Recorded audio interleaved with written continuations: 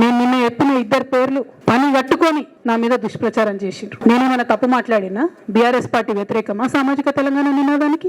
BRS పార్టీకి సామాజిక తెలంగాణ అవసరం లేదా? భౌగోళిక తెలంగాణ వస్తే సరిపోతుందా? బంగారు తెలంగాణ కావాలని కేసీఆర్ గారు ఇచ్చిన నినాదమే కదా.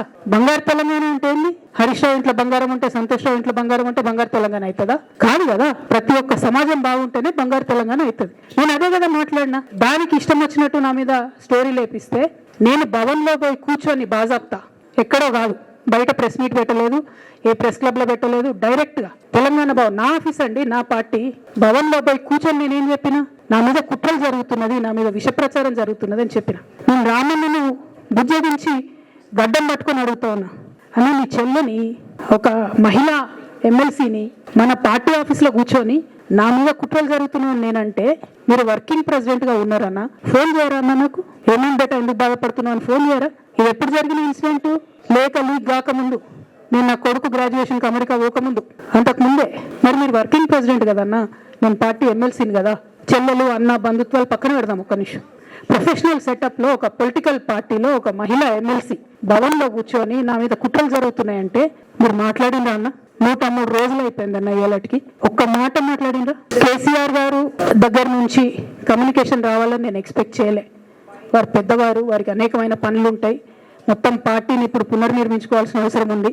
తెలంగాణకు జరుగుతున్నటువంటి అన్యాయాన్ని వారు ఎప్పటికప్పుడు దిశానిర్దేశం చేయాల్సిన అవసరం ఉంది. కానీ వర్కింగ్ ప్రెసిడెంట్ గారి దగ్గర నుంచి ఫోన్ రాకపోవడం మాత్రం ఒక మాట అనిపించింది నాకు. నేను కేసీఆర్ గారి బిడ్డను, నేను కూర్చొని ప్రెస్ మీట్ పెడితేనే రెస్పాన్స్ రాలేదంటే మరి ఇంకో మామూలు మహిళా కార్యకర్తకు బీఆర్ఎస్ పార్టీలో మన అన్యాయం జరిగితే రెస్పాన్స్ వస్తుందా?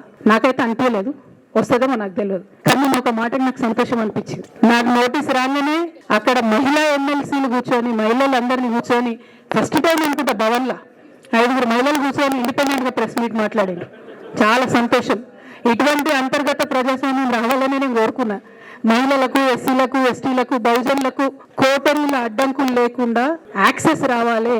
అది మైక్కి యాక్సెస్ రావాలి, బాస్కి యాక్సెస్ రావాలనే నేను అనుకున్నా. అది జరిగింది, చాలా సంతోషం. నన్ను సస్పెండ్ చేసినాకైనా పర్లేదు, కానీ జరిగింది. నిన్న మహిళలందరూ కూర్చొని మాట్లాడి నేనేమంటున్నా అంటే, కేసీఆర్ గారు, కేటీఆర్ గారు, నేను, మా కుటుంబం, మాది రక్త సంబంధం. పదవులు పోతానో, పార్టీలకు వెళ్ళి సస్పెండ్ చేస్తానో పోయేటటువంటి బంధం కాదు. కానీ ఎవరైతే వెస్టెడ్ ఇంట్రెస్ట్ ఉన్న పార్టీలు ఉంటారో, పార్టీలో ఉండి కేవలం డబ్బు సంపాదించుకోవాలనేటటువంటి ఒక ఆలోచనతో, వ్యక్తిగత లబ్ధి పొందాలనేటటువంటి ఆలోచనతో ఉన్నటువంటి వ్యక్తులు, వాళ్ళకి కావాల్సింది ఏంది? మేము ముగ్గురం కలిసి ఉండొద్దు, మా కుటుంబం బాగుండొద్దు, మా కుటుంబం విచ్ఛిన్నం అయితేనే వాళ్ళకి అధికారం వస్తుంది.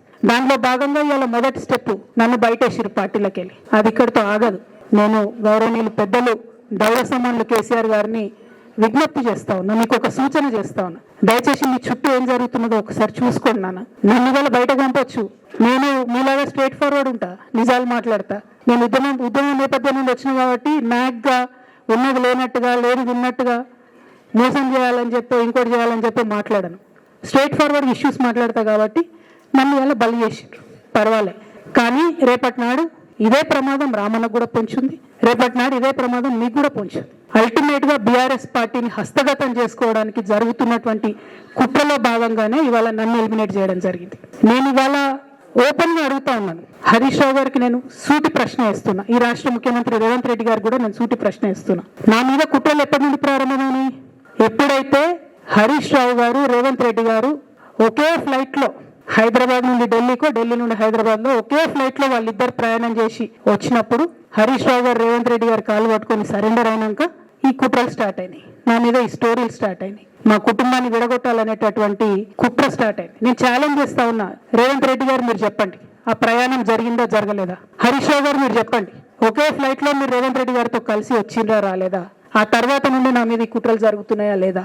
సరెండర్ అయింది మీరు.